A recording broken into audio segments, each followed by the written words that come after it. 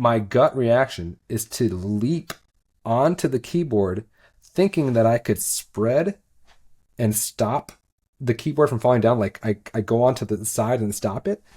I jump on and I bodyboard surf it all the way down the whole escalator.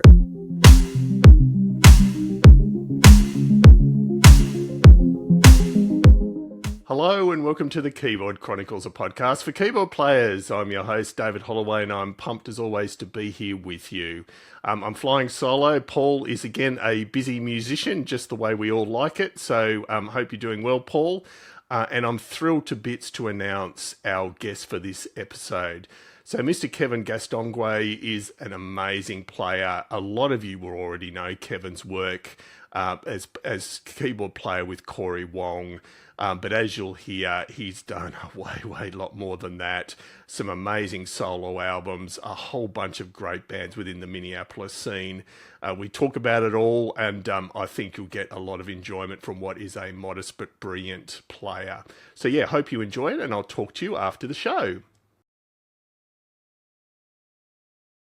Kevin, cannot thank you enough. We often thank our guests for giving up their time, but particularly a Saturday night. And what I imagine in your case is a precious Saturday night where you're not out playing. No, not tonight. That's right. So no, great to have you on board. And I thought we'd kick off. You have had a somewhat busy year, so I thought we'd start off with just how's your last 12 months been? It's from what I'm seeing, you've been very, very busy. You've been to Europe. You've done a whole bunch of things. Just give us a potted history of the last 12 months. Yeah, I guess last 12 months we've done, played with Cory Wong for maybe 6-7 months out of 12, I guess. It's been 2 month-long U.S. tours, East Coast and West Coast. We've done 2 Europe trips, one doing in the summer, doing festivals like Montreux Jazz Fest, some of these awesome European festivals that I've always wanted to play. We made it over to Jakarta, Indonesia, Thailand, Japan, Hawaii, and then I just got home last week from a month-long Europe bus tour with Cory, where we're playing clubs. So now this a little bit later on. So yeah, Europe twice. We did 2 Asia trips and then just, a ton of US festivals. So it was kind of all summer really. Yeah. Spring. Yeah. It just kind of bled into, one tour after another. It's pretty wild. Got some time to hang in some of these spots. So that was really cool. But, just really been touring. Just touring a ton. Got some off time now. I moved to Nashville. So, 2 months ago. Wow. So, right in between tours, basically. Got home. My wife and I packed up the house. I had 1 weekend off, and we in that weekend, I guess it would be maybe 10 days or whatever from Monday to the following Thursday or whatever, we packed up and moved to Nashville. So why the move to Nashville, aside from some very obvious reasons about it being one of the musical capitals of the world? But yeah, what brought on the move to Nashville? Well, I guess I'm from Minneapolis. I've lived there nearly my entire life, and so is my wife. And I've been touring a ton, and kind of feels like I'm less and less a part of that scene. It's definitely my home, and I love Minneapolis, and I loved playing there. I would absolutely move back any day. It's great, but just looking for something new. I've met a lot of people in Nashville over the last 6 or 7 years, since we've been touring a lot with Cory. We've got a lot of ties in Nashville, so I've met a lot of different keyboardists here, and I've always been I like the scene, and I'm just not getting any younger, and figured let's just try something. And I have my main gig, so the move won't be so difficult, as in plugging in and building up the grind. A little bit why I'm available right now is because right now I'm just at home doing studio work and lessons, gigging a little bit, but I just moved here, and out of town most of the time. So so we just got done with basically the whole year of touring, and now I have 2 to 3 months where we're not going off for an extended period of time. So now it's been just meeting people, and it's been super cool. Like I've loved it so far. It's been really cool, but definitely a huge life change. So, Yes. No, but that's great. I'm super psyched. I got my studio, and I got my organ and Leslie and mics, and I'm like recording organ at my own place now for the first time. So like not doing digital, and it feels really good, really good. That's brilliant, and we'll definitely be getting you to do a tour of what's behind you later on. Oh yeah, yeah, Yeah. So, speaking of Minneapolis, as I said you grew up in that area, and you played in a yep. lot of bands, which I probably want to cover later as well. But just tell us about your initial musical upbringing. What was young, Kevin like as far as getting into music, and did you love it from the get go, or it was a bit of a Yeah. learning curve for you? I think I loved it. Oh, I loved it from the get go. Maybe because well, for obvious reasons, music's it's a fun thing, but I showed aptitude early on, so you feel I was good at it, as in I could play by ear really well as a child. The story goes that my mom will say is I have two older brothers, and they were taking piano lessons, and I would when I was 4, I would listen to them do the lesson, and then I would go up to the piano and play their lesson back by ear or whatever. And then once I got old enough, 6 or 7, they got me into piano lessons. So I liked it because I felt like I was good at it, and it was super fun.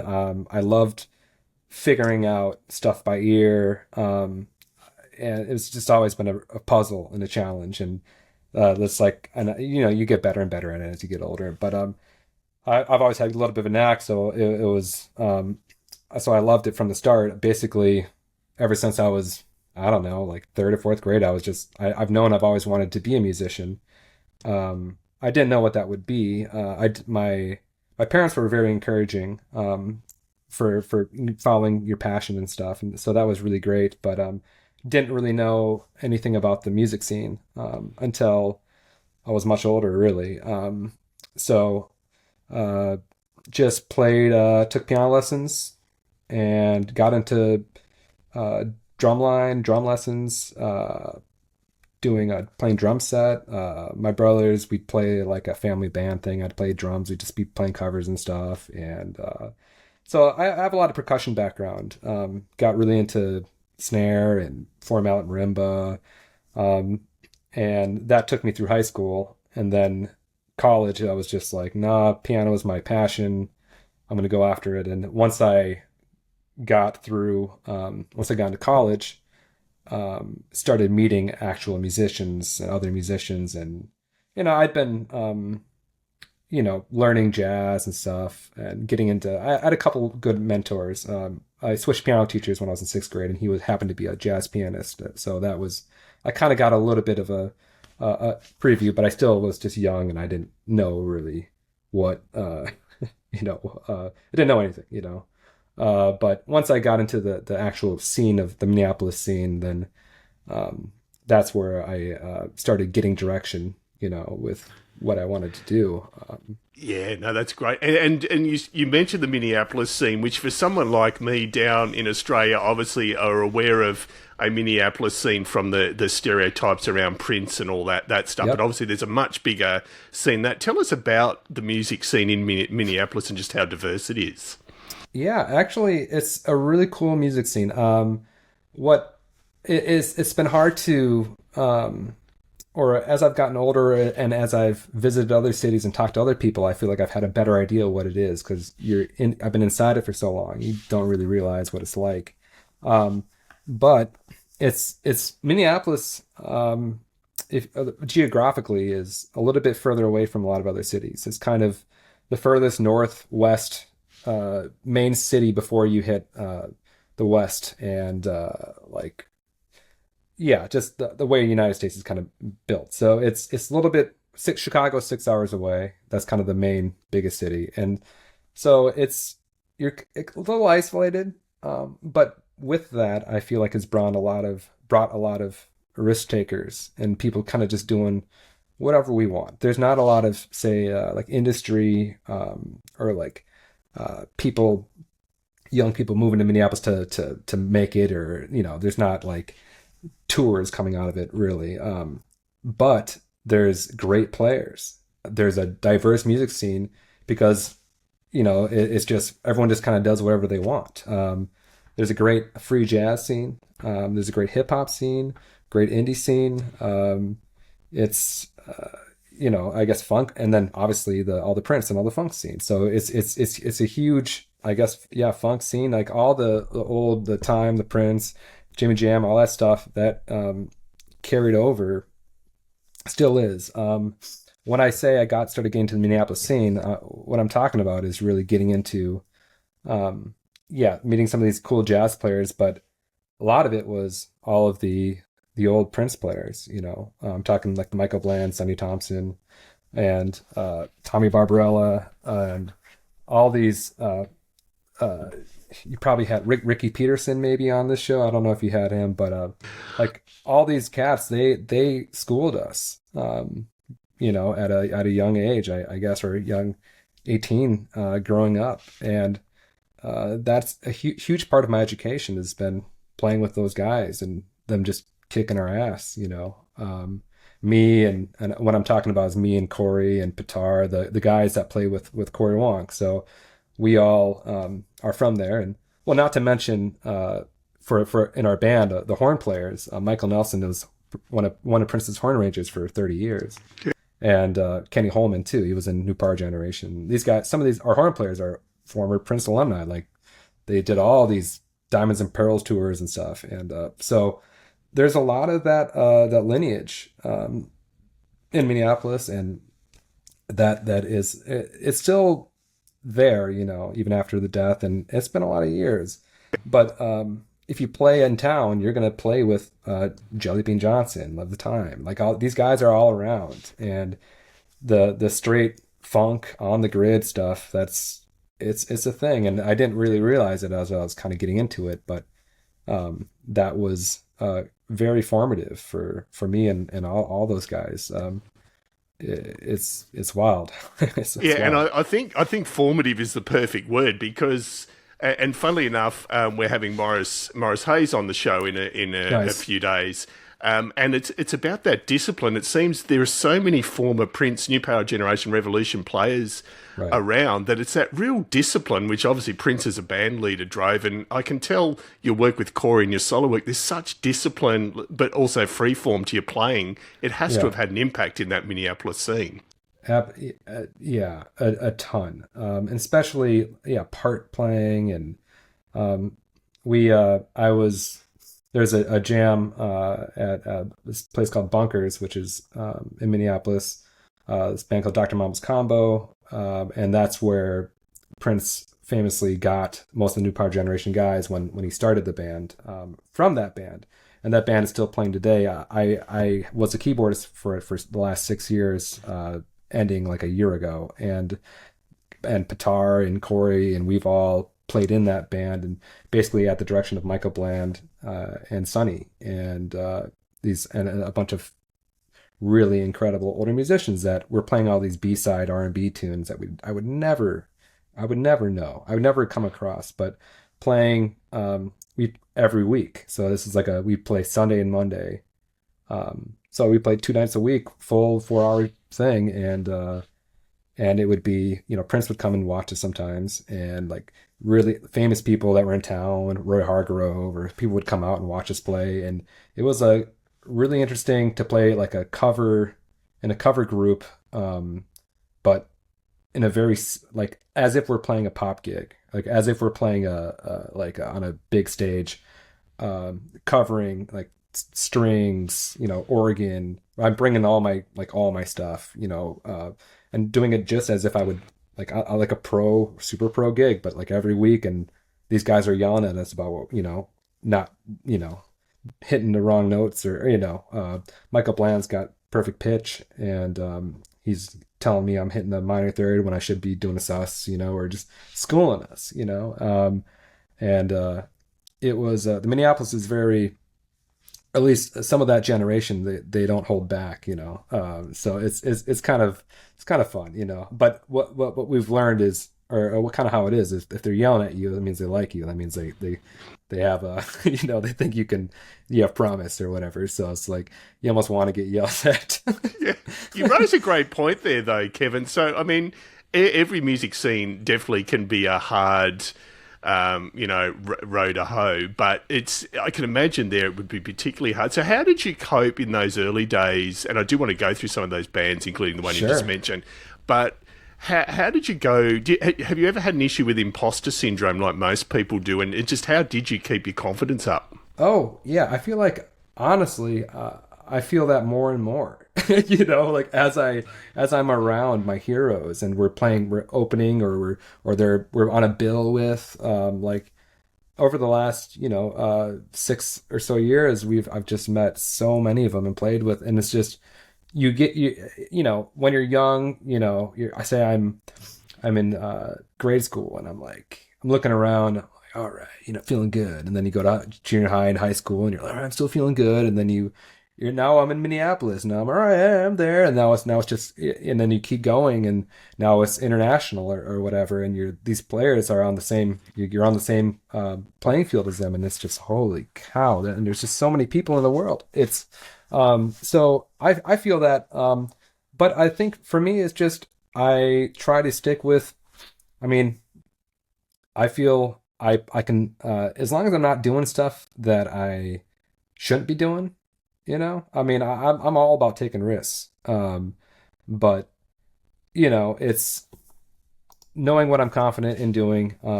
People try to prove to themselves or prove to the other people how good they are or whatnot. What's your goal?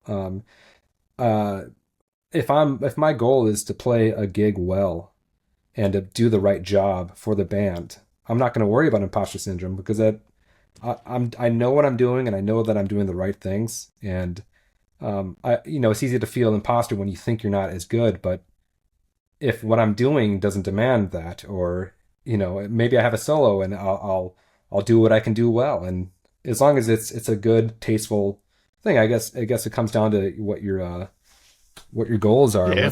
What's your agenda, man? If you're playing something tasteful, it doesn't have to be flashy. It doesn't have to. This guy can do circles around me, but I might play the better solo according to a producer or something, or of course the public might love the flash. I mean, it just depends on who your audience is, but just feeling confident in what you're doing. Is it in time? Okay, sweet. Did I play the notes I wanted to play? Great. Um, I mean, that's about it, I guess. Yeah. you know, No, um, that's right. it, No, I think it, that's a great perspective, Kevin. And obviously, like anyone with imposter syndrome, it's not necessarily correct. And in your case, it's definitely not correct. I mean, most of our viewers and listeners will absolutely be aware of your work. But for those that yeah, aren't, we'll be linking in the show notes to some of Kevin's work, both solo and with Cory and other artists. And I mean, there are times over the last week, Kevin, where I've watched you solo some stuff. And I mean, I'm only a weekend warrior in a cover band, so the bass is low. yeah. But there is stuff where my jaw's just dropped. I've got, and you can tell. You Thank you. mentioned about your percussion background. Some of the Yeah, stuff you do is beyond amazing. So, but yeah, no, I think thank that's a you. great perspective. So let's talk about some of those amazing bands in those early days. So you've already mentioned it's Dr. Mumbo's Combo, isn't it? Dr. That. Mama's Yep, combo. Yep, yep. yep, And yep. then another one, Nookie Jones. Nookie Jones. Yeah, yeah. That was Tell a us about that. Yeah. okay. That's a band a bunch of friends of mine formed. Um, we have a singer, Cameron Kinghorn, who everyone we made a band called Nookie Jones, and then everyone just assumed he's Nookie Jones, and that would maybe been maybe the misjudged that, but he ended up being that, but that wasn't the whole idea. But it was maybe we did 5 years, did two records. We made some. It was like a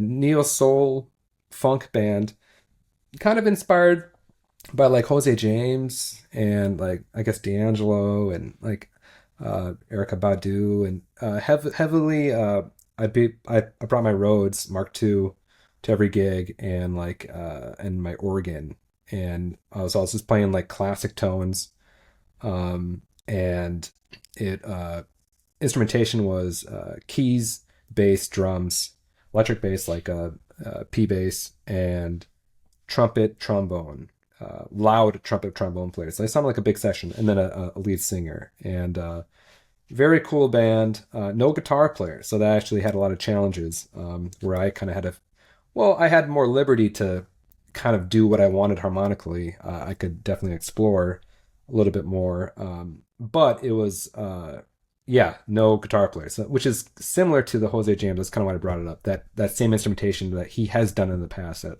I don't know if he still is, but trumpet, trombone, uh, Rhodes, and a rhythm section. But Nice. yeah, we did a lot of stuff Midwest, and did a lot of big shows in Minneapolis, and then that band fell apart. Basically, pandemic happened. Cameron has a great band called King Perry, that he moved out with, moved to LA with his friend Joe, who they have like a duo. King Perry is the name of the band. It's just a duo, and they uh, make produce music and do a live duo show. It's really great. But he moved to LA during the pandemic, and then it's like, we're not going to get a new singer. Our trumpet player then got a gig teaching college in Michigan, and it's just I'd been touring more and more with Cory. That also kind of led to kind of slowly stopping all my other side projects, in Minneapolis. Another one being New Sound Underground, which is Yeah, that was the uh, next one I was going to ask. Yeah, so okay. go into that. Yep, that's friends of mine and I started back in I think 2011, under a different name, and then we changed names a couple years into it, and it was very influenced by Lettuce, Snarky Puppy, Roy Hargrove, RH Factor stuff, um, trumpet, sax, and then a full rhythm section, keys, bass, drums, guitar, and instrumental. And that's a band that where I've put a lot of my heart and soul into writing and arranging, and really um, worked on all my writing and arranging chops. Nookie Jones as well, but New Sound, the stuff really translated to all the stuff I do with Cory, and the stuff I write with Cory or whatever. Like um, this is like the college funk band that I feel like everybody has. Like like I talk to people, and it's like everyone had a college funk band. This was mine, and we had a weekly gig. We played for 2 or 3 years. We'd play like 3 hours, and we'd play all originals. And it was a few of us were writing music, and we would just had tons and tons of tunes. We're young. We would do a show, at least one show a week, and we would also rehearse once or twice a week at like 10 p.m. or 11 p.m. Because we're just young, and and it was awesome. But we basically we always had music. At rehearsal, we just worked on new music. That's all we did. I had enough music written that we would just go, or trumpet player would, or a guitar player would, and we would just get together every week, 2 nights a week, and work on arranging and writing music. And then because we'd have a gig every week at least, and we got really tight over the years. We did like Telluride Jazz Fest. We did Austin City, or we did South by Southwest. We did some national touring. Did a bunch of Colorado tours and van stuff. I'm talking sleeping, like getting one hotel room. My hack I'd always bring an air mattress, and just give up the bed or whatever. Like anyone could have. I got my own thing. I'm just gonna blow it up. It's 3 in the morning and I'm blowing it up. Y'all gotta.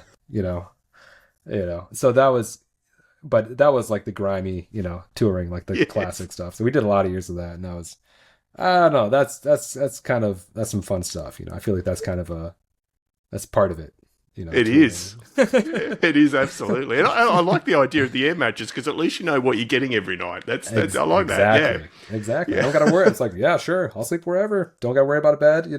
I got my own thing. So that Great was, call. yeah, that's the move, at least, at that age. But yeah, that was And New Sound was that was a very formative, again, a formative thing. Just writing original instrumental music. I've been a huge instrumental music guy. Not that I'm against lyrics or anything, but I I just loved all the. I mean, when we talk about records, it's just like I love instrumental stuff, and so therefore I want to write that, and I've always had projects, instrumental Yes. projects that And so. speaking of which, Kevin, I know there was an experimental project. I'm not sure whether you're still involved or were previously. The best named band I've heard in a long time, Pizza Coupon. Yes, that's one of my favorite bands of all time. Yeah, that is a so that's that a band in Minneapolis. This drummer JT Bates, who is a incredible drummer, big in the free jazz scene, and just he could play anything. He was on some of the Taylor Swift's last records, and honestly a big mentor of mine too. I had an organ trio with him for a long time, playing like classic '60s stuff.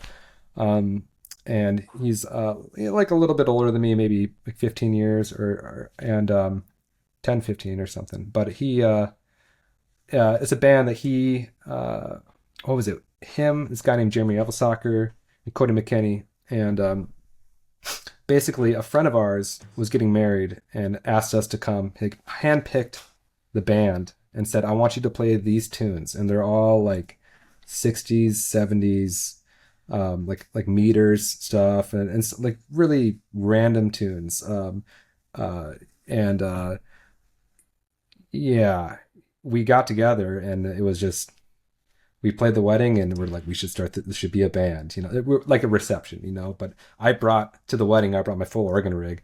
Jeremy bought this like 6 foot guitar amp, like we're just like we're doing it, but these guys are really interesting players, really cool, and it was kind of this like, oh man, we got some recordings, but it was this band where we never rehearsed, and we would just play. We have a list of tunes and we show up, we play them. Anyone can start the tune in any way.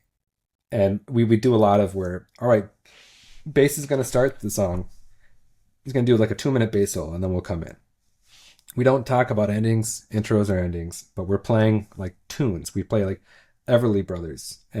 We were playing Born Under a Bad Sign, or like Green Onions, and like just these whatever tunes, but we'd play it. Oh, Home on the Range we'd play. We play these tunes, and I'm talking Jeremy with like really psychedelic guitar tones. Cody's got like a P bass, and if you knew JT or heard his playing, it's just he's just the easiest person to play with at all. He's got his own thing. I don't know how to explain it. It's it's incredible. But anyways, it's just one mind, hive Yeah. mind, and anything can happen. And we laugh most of the gig. One of the bits is that every time we talk on the mic, two people on the mic are talking at the same time. So it's always like Cody and JT, they're talking over each other the whole time, and it's hilarious. And we've done that every single show we've ever played. Like like it's just, and the crowd gets in on, they're just like, oh my god, this is hilarious, and then we keep doing it, like just, and they're trying to say the same thing at the same time, and so it's a Love it. fun, like serious but hilarious band that we just, I don't know. I felt so much joy. I play on that band. It was organ, and I brought my clavinet, like driven through like a Blues Junior and wah, and it's just going really, psychedelic, and but also we did like very pretty stuff too. And I don't know. It was just one of my favorite experiences playing live music is with that band, Yeah. honestly. But that's all. Now I'm in Nashville, so now it's like Yeah, that's gone. next Yeah. chapter, all that, Yeah, all but those gigs. I know. I wonder if those wedding guests, aside from the musicians in the audience, realise how lucky they were to have a full organ rig at a wedding. Yeah, right. But Yeah, I'm no, totally that guy though. Like I'm always like, yeah, I'm gonna bring it out. Yeah, let's do it. I'll that's bring my great. Rhodes. I know you mentioned Ty Bailey before the show, and I mean you're of Yeah. that school that I will cart this stuff out Yep. no matter Yep. what. Yep. Yep. Ty's 5 minutes from me now. There He you lives right go. down the street. So Yeah, it's great guy.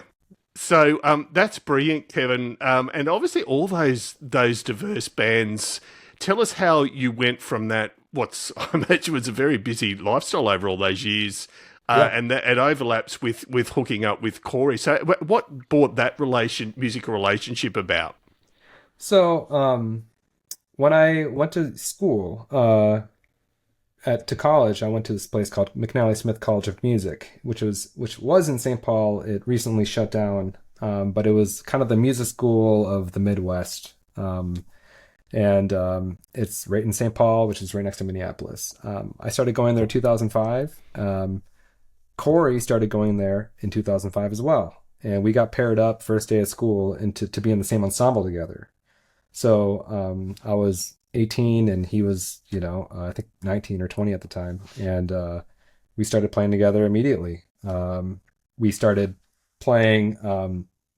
He wanted to be Pat Metheny. I wanted to be Chick Corea, Brad Meldau, and this is, we're in college and this is what we're into. So we started writing together back then. A few years later, or maybe a couple years later, we started playing at this place called the Artist Quarter, which was a jazz club in St. Paul. We played there for 6 years every Tuesday, at playing my music and Corey's music and whoever else was in the band that night, playing a lot of originals. And we did this gig for free, opening up for this legendary Tuesday night organ group, which happened to be two players that were in the combo at the time. The guitarist for the combo, the Dr. Mama's combo.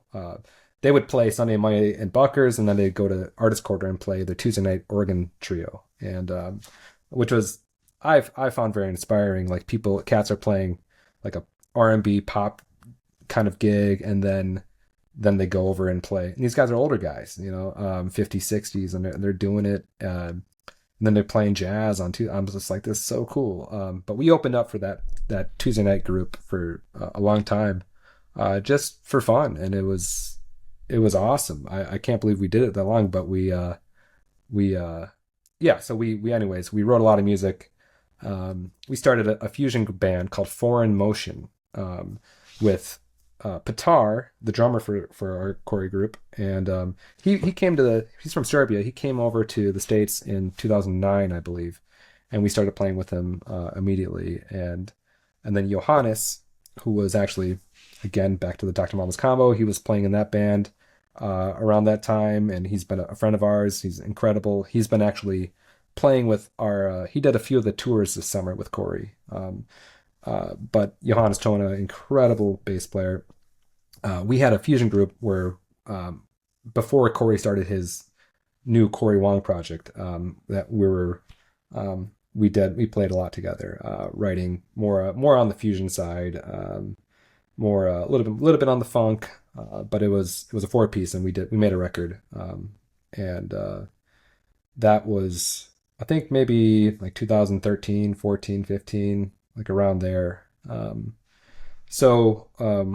wrote a lot of music together on there, and then Corey got hooked up with Wolfpack, and made a name for himself, and then started doing his own stuff, and then invited everyone, all the homies basically, to be a part of it. And that's been just wild seeing that grow over the years. Absolutely. It's been incredible. And so yeah, it's not as if there was any real need for an audition given the length of your collaboration together. No, it's like at this point I played more with him, and even with Petar, because when I was playing, like Petar, Janich, we at one point, we played Monday, Sunday, and Monday, and Wednesday with a different band at Bunkers. We played 3 nights a week for a few years. And Sonny Thompson too was playing with us the whole time too, which is the bass player with Corey and New Power Generation, and grew up with Prince and stuff. And he, it's just like these. What I guess what I'm saying is that whole camp, we've all been playing together forever. Yeah, I've played more gigs with these guys even before we started the Corey thing, than anybody else. So we've all been playing together for a long time, and then we started playing in Corey, and he's been booking stuff more and more, and that's kind of taken over a lot of our, cut into all of our gigging day to day life in the city. I mean, I've played hundreds and hundreds of probably weddings and cover bands, and like, I mean, I like to play. I like to study. I like to learn tunes, get patches, and the whole jobbing thing. Like, I love that. It's just I like to balance it with other stuff too. And But all the Cory stuff, that's just I haven't been doing nearly as much of that. Now that I moved to Nashville, I'm not doing any of that. I'm doing working in the studio and trying to build a different life. So it's been wild, but yeah, Yeah, different change. And, yeah, and so, I mean, the length of your relationships with all those guys, as you said, and you can tell, we'll be posting a link, for example, to the recent live video in France that Cory posted on his website. Like, you can tell that yeah, you are a group of people that know each other intimately from a musical viewpoint. yeah. Just what were your learnings, though, as much as you did know each other? What did you learn about the music business industry in your playing, doing more of that international stuff? I mean, you mentioned Montreux at the start of the Yeah, session. Just, what have your learnings been, saying, over the last 5 years that you never thought you would experience? man, a ton. I guess it's almost been discouraging in some ways of how much work it actually is. Like how much of the business, how much of the organization, like it's to at that level that he's at, it's just it's so much. And I remember being younger and thinking, we got our bands and we're playing around the Midwest and we're waiting like, oh, we got to break out and stuff, and just to see how long and how much road we had to go if that was actually going to happen. It's just it's been very, very wild. I don't know. I Let me mean, and think. I assume part of the learning too, even though you've played so long, I mean, watching that live in France video, I'm assuming the way Cory and you all work is that obviously there is a structure to the songs. The songs, Yeah, some of Cory's songs are extremely well known, but it feels like there's a lot of room to move when you're playing within songs. What is the approach of the band as far yeah, as working up the songs and touring them? yeah. I mean, some songs are, basically play it straight down, but we'll have a lot of sections that are open that are based off of cues that either Corey will cue, or there'll be a musical cue, or there'll be a guitar, or I will be cueing. Like, it kind of depends on the tune or the situation, but it's fun to have tunes where maybe there's a spot that's open that has a launching that we can have a launch off point, and then that goes and what often maybe it'll be a soloist that will take it over, and we're kind of listening to them, which is we're doing instrumental music. Everyone in the band is a monster player, and Corey's done a really good job of being able to allow to showcase his band. So that's been a really fun thing, and in a lot of those sections, it's musical cues, but a lot of it is based on maybe the soloist cues out. So I'll take it for however long I want, within reason, and yeah, whoever's, yeah, just I guess certain spots and tunes, people are looking at different people. Horns are all on charts, so at times it can be, things can go wrong. If something changes in the band, and then horns gotta catch up or adjust.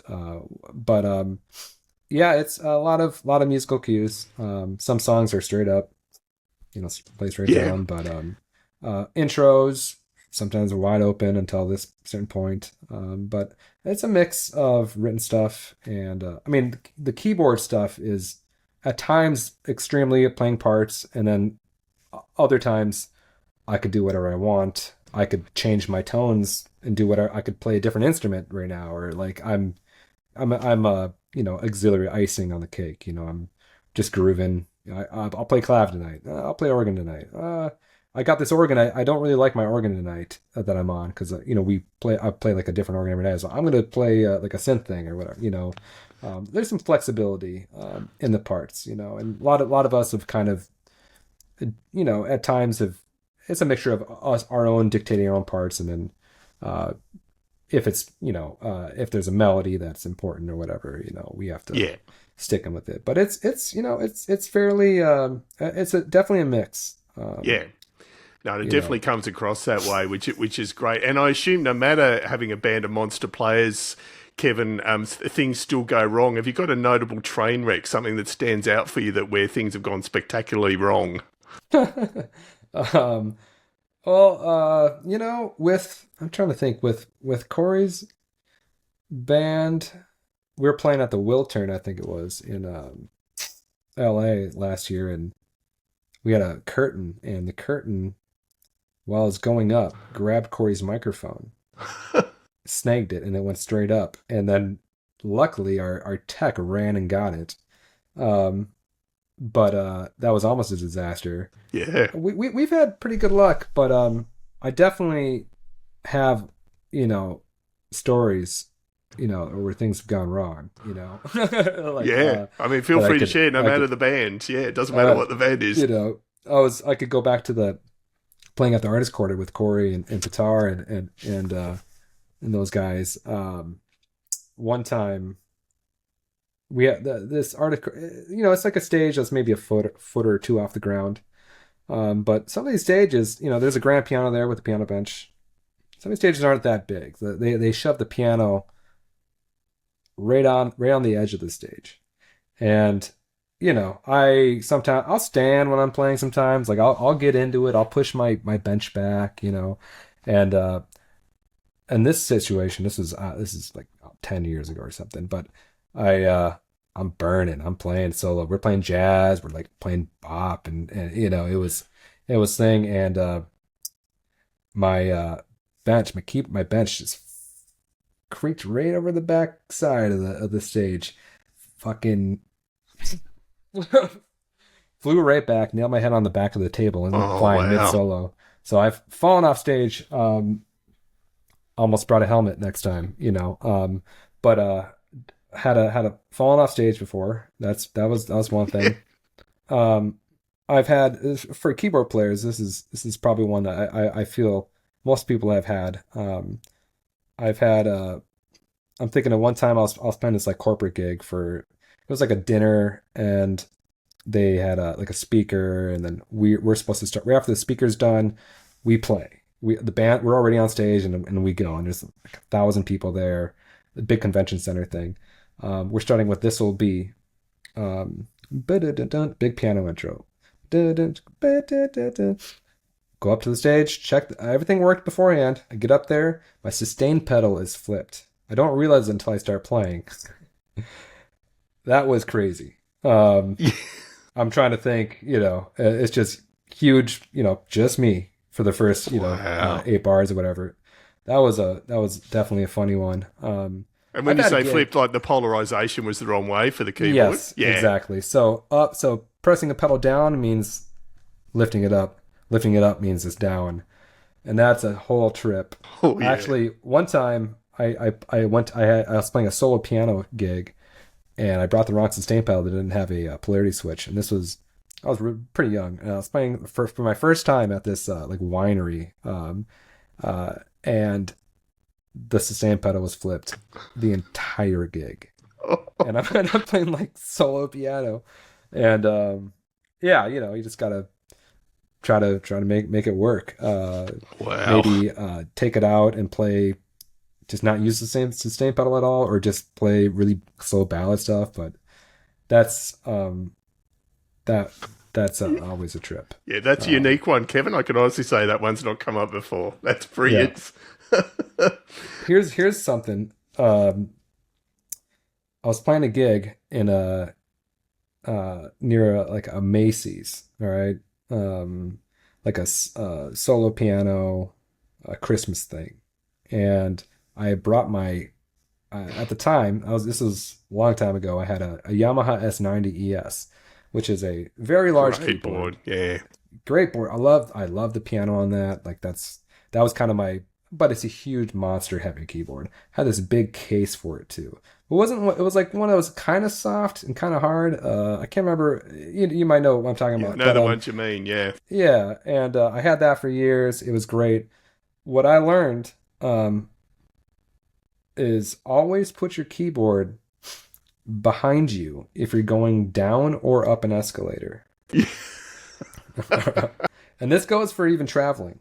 This goes for luggage or whatever. But I got done with the gig. I'm going down the escalator. All right, not thinking about it. I put the keyboard in front of me, and so I put it on the step below me, and I'm holding on to it. And as it's going down, the keyboard's going forward, and I lost grip, and we're going down the escalator. This thing goes, Oh. and my gut reaction is to leap onto the keyboard, thinking that I could spread and stop the keyboard from falling down. Like I go onto the side and stop it. I jump on and I bodyboard surf it all the way down the whole escalator, and I'm all like bruised up by the time I'm at the bottom of it, and it killed. And luckily the keyboard was okay, but that's yeah, just What? put it behind you. Absolutely. What I would have given to see video of that. And you're right, those Yamaha boards were huge, weighty beasts. I can imagine what that was like. Yeah, Yeah. like I wasn't thinking about it. Like it was like my first main keyboard, and I was just thinking about tone. I was like, oh, I love this piano. Not thinking that I'm going to be gigging with it for years or whatever, Yes. And yeah, that's a great board. That's a great story. Yeah, that was crazy. But yeah, those are some of the ones I was thinking of. I was like, Yeah, no, great. No, great picks. And while we're talking keyboards, let's do what are your go-to keyboards? And given the diversity of the gigs you play, I understand it's not as simple as a handful of Sure. keyboards, but even what you've got behind you, and what are your, true loves? And I'm assuming the organ's obviously one of them, but yeah. Yeah. So, I guess I use the Nord Stage 3 all the time. Swiss Army knife. Hard to find a keyboard that can do as many things as it can do, especially having drawbars on it and effects and so I use that for most everything as my bass keyboard, and then I'll often sub in other keyboards for other gigs. I'll often do a Nord on top of a Hammond. I have two Hammond chops. One of them is a custom thing that a guy, Rich Warrion, Minneapolis, built. And that's the one I use for a lot of the Cory stuff. But when I go around town, I'll bring this chop and put my organ on top. I have a Leslie 145 that I'll bring out, and that's a lot of gigs. I'll do that. If not, I'll have a Worley 200. I'll put my Nord on top of that. I'll bring a Fender Twin Reverb for the Worley. Sometimes I'll bring my Nord. I have a Leslie 3300 that I run my Nord through. If I do like a Worley and the Nord, and I can do like with the separate outputs, I'll use organ Nord through the Leslie, and that gets a lot of the job done. But then I'll use that for other synths and all that kind of stuff too. So that's like a scenario where I want, like, a lot of times what I try to do in a lot of gigs is have one vintage piece, or like one kind of cool classic or keyboard thing mixed with another one, mixed with like something digital, or like a Nord with a Rhodes with a Worley, Rhodes or a Nord organ, or like or whatever, like maybe a synth. I use like a OB6 a lot, Dave Smith OB6, which is over here. Yeah, I don't know if it really. Yeah, amazing. Yep, gotcha. Yep. Yeah, so right now I have this Yamaha CP73 at the bottom there. Oh yeah, nice. I use that for a MIDI controller a lot, for piano, or for my keys for my recording setup. Above that is my the OB6, and then above that DX7. Yeah, wow. Which I like to record with a lot, and then a Moog Little Fatty, which I'll use for like leads and synth bass and stuff. And then over there, that's a Vox Jaguar on the bottom. Oh yeah, it is too. that's fun. I know you can't really. It's like my computer's connected, so I can't really No, that's okay. move. And then above that is it's this Honer Continental K1. It's this kind of Wow. interesting keyboard. I used it a lot on my last record actually. And above that is a mini Farfisa compact. Nice. And then on top of that is Yamaha SK20. It's like a really Ah, it is cool too. Yeah, I used to have one of synth. those. Yeah, Yeah, yeah, it's cool. It's just got a nice tone. it does. And then over here I have one of my organs. Oh yeah, no, actually, the ones you see right now. That's a Whirly 700. Oh, wow. That's a really cool tone. 1959. Juno 106. I'll use that on gigs. Yeah. If I want to, you want to do that. And then back there is a Hammond C2 Oh, nice. chopped. On top of that is a clavinet E7, Wow. and I'll use that for a lot. And then over here is my Mark One Rhodes. Yeah. Yeah, the and I got like with the cab and everything, and then the Nord. And I got my one of my Leslie's over there set up, mic'd. Oh, One yeah, harmonium on beautiful. top of that. But that's kind of like my Yeah, great recording setup. rig. But Yeah. basically, I'll end up using one of these. Yeah, I often use Nord in like a vintage piece or whatever. But Yeah. sometimes I'll use the Farfisa. I'll bring that out. I love running that through like a wah and a guitar amp and yeah. No. And then a lot of these keyboards are just here. I have them all hooked up, and I do a lot of recording, Yeah. just keyboard stuff here. So And so it it's sounds like when you're touring, Kevin, what are your backline minimum uh, standards as far as I know that yeah. can be highly variable, but yeah. Yeah. So right now it's North Stage 3. And we get it 95% of the time. So I'll get a North Stage 2 sometimes. But I have all my sounds on my computer and I'll load them on to the keyboard every gig, unless we're on like a run. A Yeah. lot of our shows are fly dates. Even if when we're on tour, we're flying. So I'm not bringing anything. So it's Nord Stage 3, and then I'll get a real organ every gig, Yeah, and a great. Leslie. So whatever Leslie, whatever organ, but it's and then again 90% of the time maybe I get a real organ. Sometimes I'll get a like a Hammond XK5 through a Leslie or something like that. But it's just organ Nord. So my Nord will Great. cover synths, pianos, Rhodes, Whirly, clav, and then organ. So it'd be fun to bring more stuff, someday. But it's already a lot getting a Hammond every show, and It is, yeah. so and then when we just did like a full Europe tour, we had a backup Leslie, and it's just in case, and but that's been the rig. It's been fine. It's been really good. Yeah. Maybe add like a Whirly or something, or a Rhodes, or in the future, or Yeah. something. No, But great rundown. And just on very briefly on the Nords, so the stage 4 not tempting at this stage, particularly given the architecture being slightly different.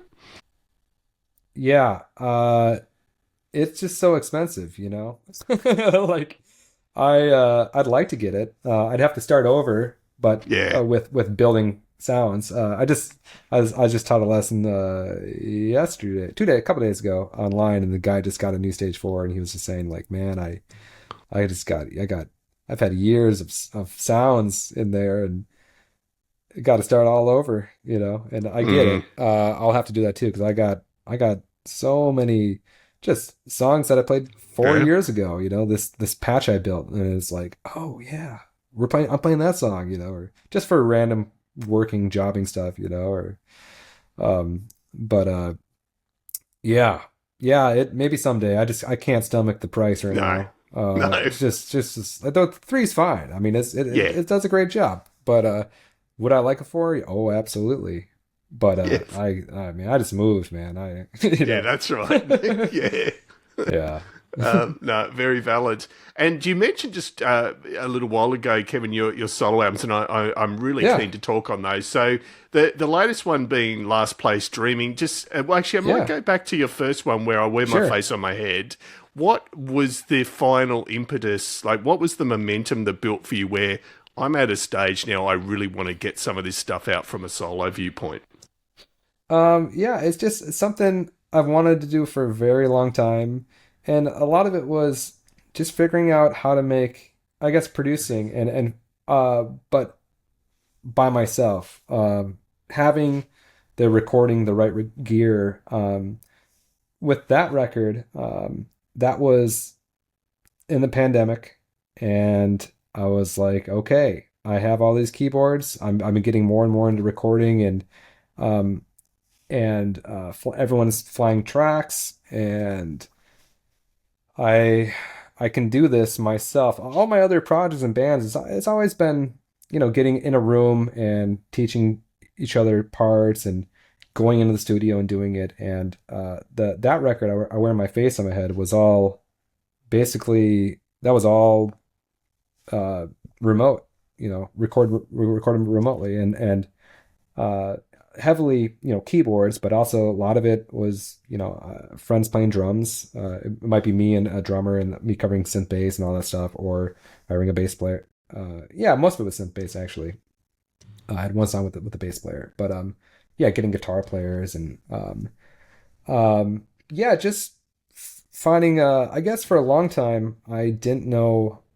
I've written in a lot of different styles, and I didn't know a direction that I wanted to go in, and I think um, I had a hard time deciding because I put it on a pedestal and just like, oh, but it's got to be so great, and I just kind of I made some limitations to myself, which was I'm going to use these keyboards in my basement, um, and and a lot of these songs are, I feel like they weren't even fully developed. Like they're more like here's a groove, here's a verse. I'm gonna do this and try to make it interesting.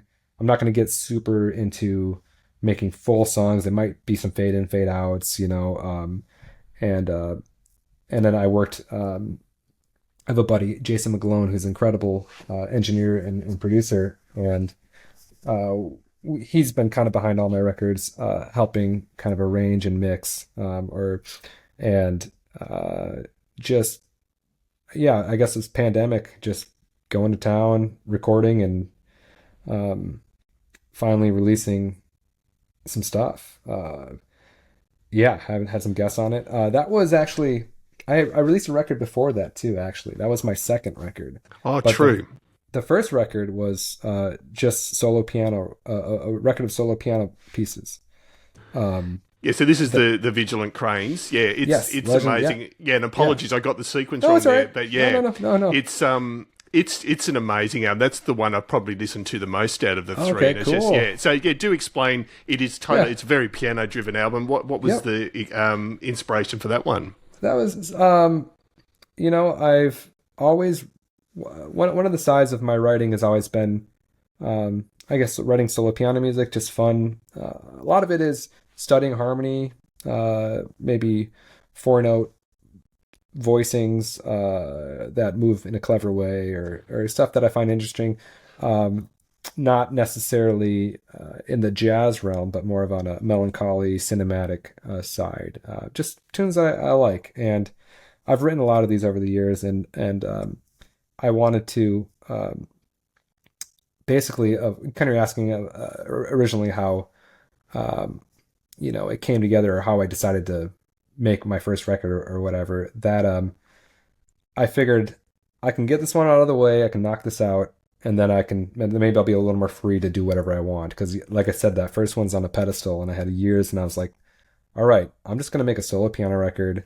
We went to my buddy's studio, and we felted the piano, and close mic'd and did all this. We tried to do kind of a Nils Fromm thing. A lot of mechanical noises, and that was, I had like 12 songs and just recorded it in 6 hours. Just a couple takes and did it, put it out. Amazing, And then my wife did the artwork for all those records, amazing. and that was super cool. Um, and So yeah, just getting that one out, and just kind of not, you know, I not I'm not the greatest promoter or salesman, really. I don't work on, I mean, I could work on that, but it's just not really much my thing. I find it very awesome that you can just make a record and just put it out there, even if it's in the void. It feels good. The process, I love making records, and I love the process from start to finish.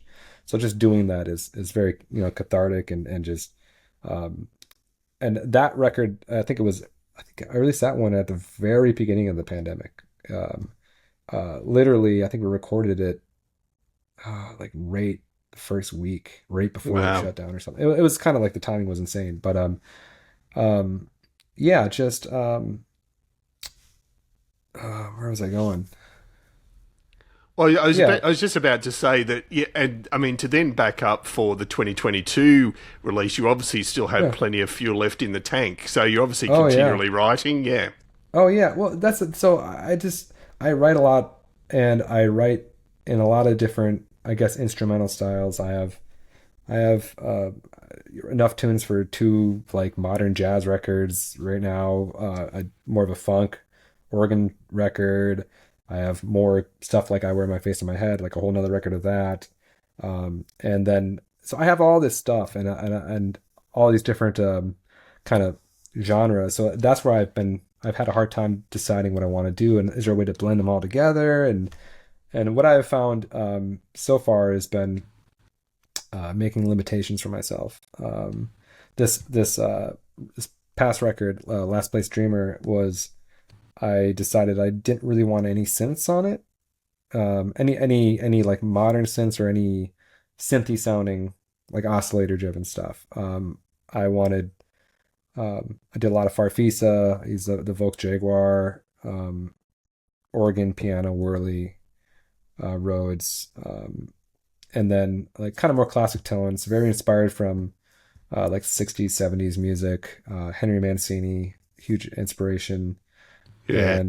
and just great instrumental music that is not necessarily jazz, but still has depth, some improvisation, takes harmonic risks, but it's not not in vain, like not Yeah. in a musical way, like something still nice, something that regular list people, everyday people could get on board, Yeah. and that's been a thing that I definitely like about music. And when instrumentalists, I mean, I love all the crazy jazz stuff. I mean, I love it, but I like to connect, try to make music that ordinary people can like, and can get them on board. Yeah. Great. But honestly, I'm just like everybody. I'm just writing stuff that I like. You know what I Yeah. mean? Yeah. So I No, guess it great just, you know what perspective. I mean? Yeah, no, very valid perspective. No, that's great.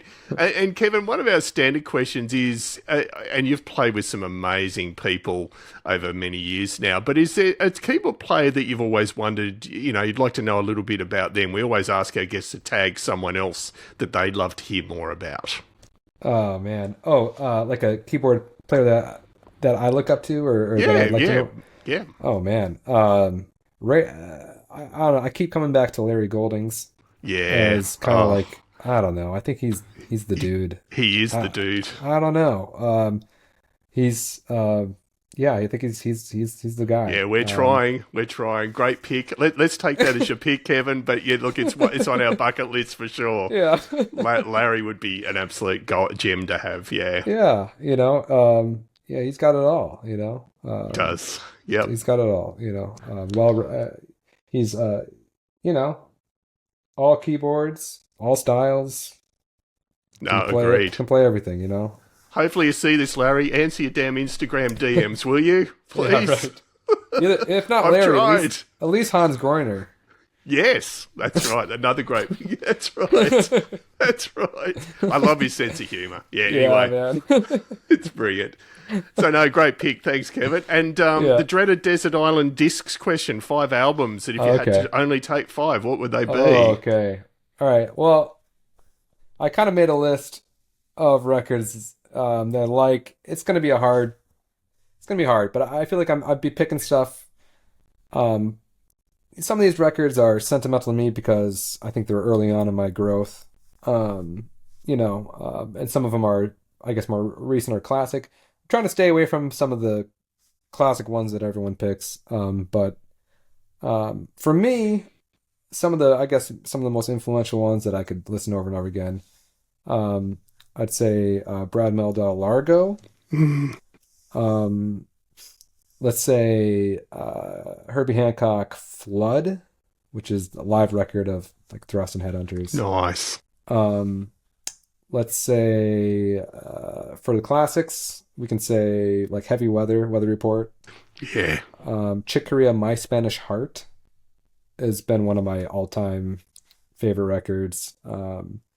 Maybe like Pet Sounds, Yeah. classic. Uh, Roy Hargrove, Ear Food or Hard Groove. Yep, you've got the Ye- gamut there. You've got the gamut. Yeah, I don't know. There's so many. Mac Miller Circles has been a record I've been into the last couple of years of more modern stuff. Same, you know, uh, producer as Largo, John Bryan, another one of his. But No, great picks. yeah, there's just so many good There records. is. There It's just is. insane. No, like, yeah, there is. No, but I can confirm most of those you picked are haven't been picked before, which is no mean feat across Okay, nearly 100 guests. So, yeah, cool, no, great cool. stuff. And Kevin, look, we can't. Our final one is our quick fire 10. So 10 short and sharp answers to 10 short and sharp questions. So, Okay. first album you ever recall hearing? Uh, Probably Aretha Franklin. Oh, My mom used to listen to it when she cleaned. I don't remember which record. It might have been a Greatest Hits, but yeah, I feel like that's some of my earliest yeah. memories. No, great one. Yeah. Most important pre-gig ritual. What do you like to do before a gig to make sure you're on an even keel? Use the bathroom. Um, you know, it's important. I guess know the music. Yeah, that helps. Um, but I'm not like a huge into getting all wrecked before a gig. I'm pretty straight. Yeah, But yeah, I guess that's about it. yeah. Really, No, that's I good. don't really have anything. I'm not like doing any specific, No, washing off for cracks or anything. right. No, great. Favorite size performance venue, and you've played them all pretty much from stadiums through to small clubs. What do you like the best? Oh, what size? Oh Yeah, man. yeah. Honestly, well, the really small ones, like 50 to 200, are awesome. When you're playing on a bigger, like a bigger stage, I feel like once you get past around 1,000, it starts, you lose sound a little bit, and often you get a little bit further away from the audience. So I would say that 600, 700 capacity or whatever can be a Ideal. rocking time. The audience is always close, and you just feel like you're part of the room. Yeah, Um, for something bigger. But then obviously, like, yeah, I mean, all the huge gigs are cool too, for yeah. mainly for other reasons. Like, this is amazing. I'm playing at Red Rocks or whatever. That's right. But like, yeah, definitely those. There's a threshold once you Yeah, cross that where it changes a bit. But yeah. yeah, No, no, great. And I'm pretty sure I know the answer to this: transpose button or adjust on the fly. just Yep. oh yeah, That- yeah, yeah, you I can't shoot yourself imagine in the you. foot, man. Yeah, That's the I can't imagine I you doing yeah. anything else. Yeah. Never. I've never done it. I'm not, There you go. I've never done it. Yeah. I wouldn't know how to, yeah. It's just, no. Avoid. I thought about it early on. I'm just like, I cannot cut this corner. And I've met people that once they started, they never It stopped. is hard. It's just Yeah. like, I can't, I mean, it's just 12 keys. It's just 12. That's right. Not that I'm, keys are hard, but like, Mm. it's just 12 keys. I can do this. I'll figure it out. I'd rather stomach it. Yep. So, Fair yeah, call. no, never. Favorite gig you've ever done, and maybe it's the Red Rocks one or something else. What stood out for you? I guess, yeah. I mean, some of these big gigs are always kind of the ones you think of. We played this place in France called Jazz of Vienne, and we were opening for George Benson, which was awesome. We had dinner with him, and it was insane, like Wow. this Yeah. hero, you know. Um, and it was in this old Roman, it was in southern France, but it was this old Roman uh, amphitheater. And I think it was, I don't know, like 10,000 or something, or more. And it was like straight up, it looked like what the Colosseum would look like, basically, all built into this hill. And it was 2,000 years old. And it was sun's going, it was in southern France. It really had that like Roman whole look. And Yeah. that was last summer, I think. That was incredible. Yeah. Amazing. No, great Um, pick. just incredible. And linked to that, Kevin, favourite city you've ever played, if that's possible. Yeah, I don't know. I guess, we're talking audiences, maybe. I mean, Yeah, cities. just I like to go. I mean, I love to go play in Paris or whatever. Or Dublin's super fun. But crowds, I feel like definitely overseas, the crowds are a little more. They sing our tunes a bit more, yeah, and that's fun to get the audience reaction. Dublin, yeah, Glasgow, even in Paris, some of these cities, people are just way more vocal, yeah. and That's it's just true. fun to do that with instrumental music. Yeah, But those people go down, especially the Ireland and yeah. Scotland. No, good picks. They're having pints, Yeah, you they know. are. They are having lots of points. Yes. So, and name an artist, Kevin, that you've not worked with that you'd love to work with one day, if one comes to mind. Oh, I guess Larry Goldings. Yeah, there we But go. like, yeah, sure, yeah, Larry. Right, let's make it happen. Yeah, yeah, Meldau. I mean, I think I you don't know. picked two pretty damn There's a good ones million. there. It's a million. Yeah, there is. No, that's great. And favourite music documentary or movie? Is there some sort of music or industry related movie or doco that you tend to come back to here and there? Metallica, Some Kind of Monster. Yeah, okay. Yep. Hilarious. You would think it's a mockumentary, Yeah, it is. but this is real. Yeah, it is. Yeah, it's fascinating. That's like not a serious answer, but it's pretty. It's watch it if you haven't. It's So you've never had a incredible. psychiatrist come out on tour with you? Yeah, right. Not no. I don't have the 40,000 a month. I think they're paying him. That's right. No, good pick. Great Dave pick. or something. Yeah. Yeah. Oh my god, I'm That's- so glad you. So we watch that on tour all the time. I've actually sampled a bunch from that documentary into my Nord.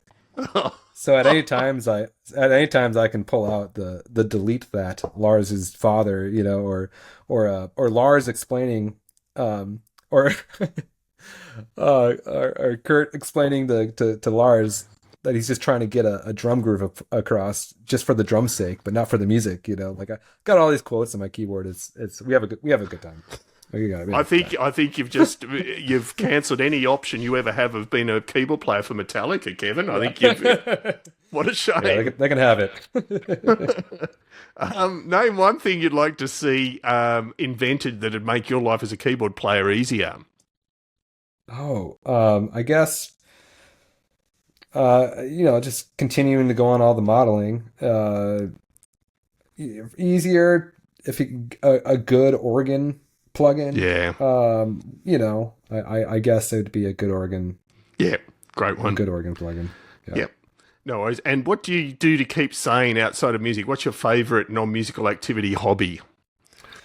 I guess got into playing a lot of disc golf over the last couple of years. That's been really fun. My wife and I just went a couple days ago for the first time in Nashville, and started playing again. And but this summer we go out and play, especially over the pandemic. But over the last Great. couple of years we've done a lot of that. But yeah, into a bunch of TV shows and just hanging out, eating, making food, and Yeah. Great. now I'm working on the lawn a bunch. That's been Yes. fun. Got a lawn here now, so No, it certainly Yeah. sounds like you've got a busy few months ahead, Kevin, both Yeah. with the move and everything else. And I mean, I can't thank you enough for your time. dude, honored. And you were so close, Jakarta. It's literally 50 miles from the tip of Australia. We've got to I get you to know. Australia. I know. Well, we went actually. about 3 years ago, four Oh, years ago. damn. But we didn't. We went to we played on the Dave Cause cruise, which was Oh, doing an Australian. We did Sydney, Melbourne, Newcastle, Tasmania, and somewhere else I think. But we did 2 weeks, and it was two cruises, wow. one after another. I met Ray Thistlethwaite Okay, in I was Sydney. going to ask you about that. Yeah, Yep. okay. So Yeah. Cory knew him, and we met up with him and in Sydney, and went to a jam and hung. And he's in, I love Yeah, that guy. That guy's he's an incredible. We actually amazing just saw guy. him. Yeah. We saw him in Tokyo this past Oh, yeah, he couple was there months ago. recently. Yeah. He was there Yeah. with Lewis Cole. We were That's playing right. at this festival in Japan, and we hung out with him. It was cool. Um, but yeah, he's great. He's I an love amazing listening to him guy. play. He's Yeah. incredible.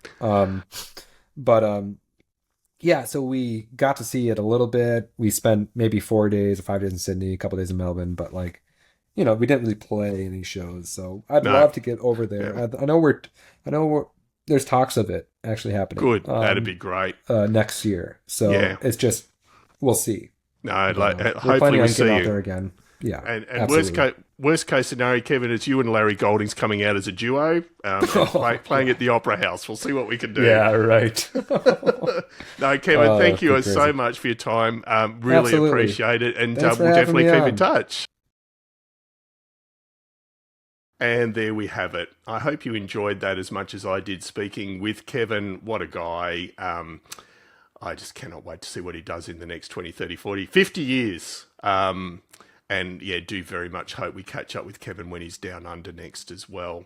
So yeah, cannot thank Kevin enough for his time. He's very generous on a Saturday night, and we certainly covered some ground there. I hope you enjoyed it, and I'd like to just give a brief shout out to our gold and silver sponsors, Mr. Brother Paul Brown from the Waterboys, who is still busily touring around the UK and Europe and kicking goals left, right, and centre musically. Brother Paul, thank you, sir. Tammy Catcher from Tammy's Musical Stew. We couldn't do it without your ongoing support as well. Thank you so much. We have Radio Grande, a YouTube channel for those who like a bit of funk, and it's a funk reimagining of some great songs. So do search for Radio Grande on YouTube. Elk Electronic for those Aussie listeners and viewers. Elk Electronic are an amazing synth repair and modular synth supplier and a whole bunch more. If you go to ELK Electronic, also with Ks.com, .au, I think, you'll check out Ed and the team there. They are brilliant.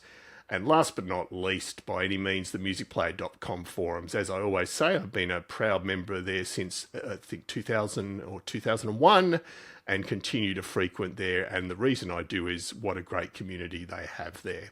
So thank you to all our sponsors. And again, a huge thank you for listening. And we will be back in a couple of weeks. We're coming very quickly up to our 100th episode. We mentioned last episode, Paul and I, in our live stream, that it could be one of the most amazing guests ever, or one of the most ridiculous guests ever. We're still in the final throes of negotiating that, but either way, it should be a lot of fun. So again, thank you for listening, and we'll see you next time.